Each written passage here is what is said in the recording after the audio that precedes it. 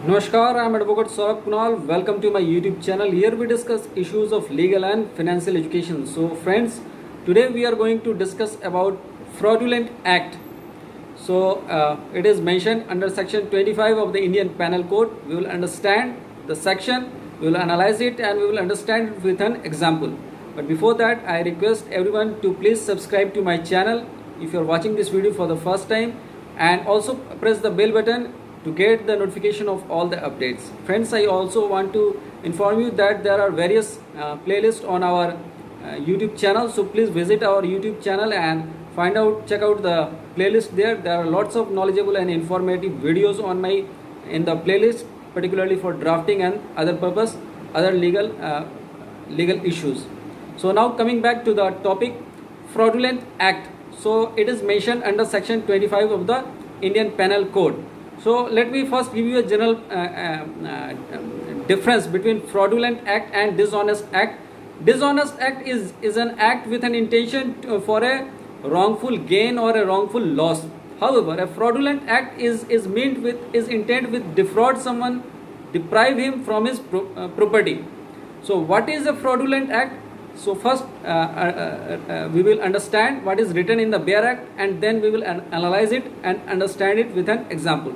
So section 25 of the Indian Penal Code says fraudulent, a person is said to do a thing fraudulently if he does that thing with intent to defraud but not otherwise.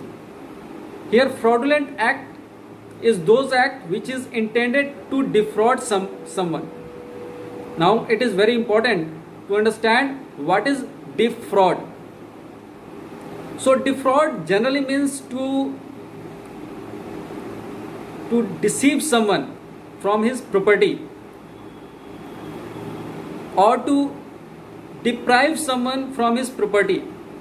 It can be to withhold someone's property which he genuinely possesses,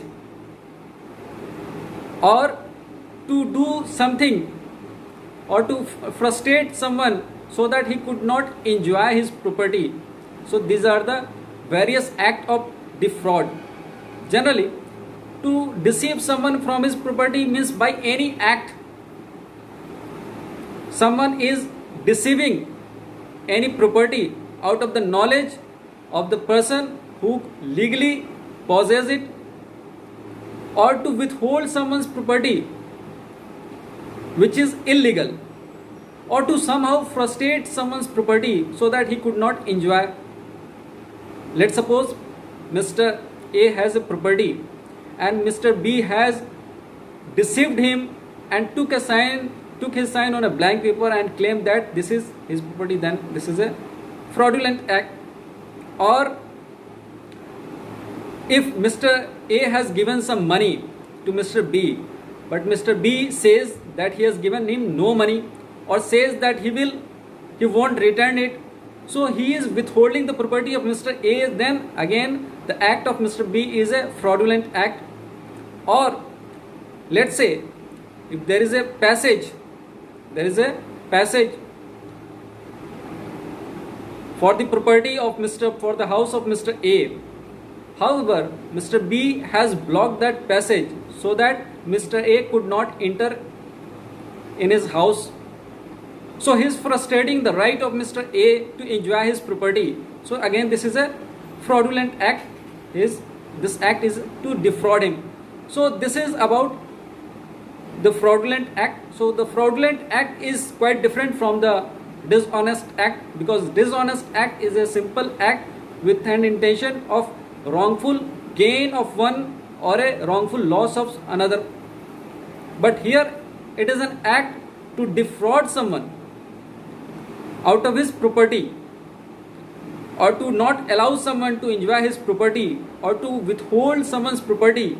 So this is an act of defraud. So this is my video on section 25 of the Indian Penal Code. Please write down your comment below in the comment box, and please like and share with your friends and colleagues. So I will be coming again with another video. Till then, take care. Namaskar.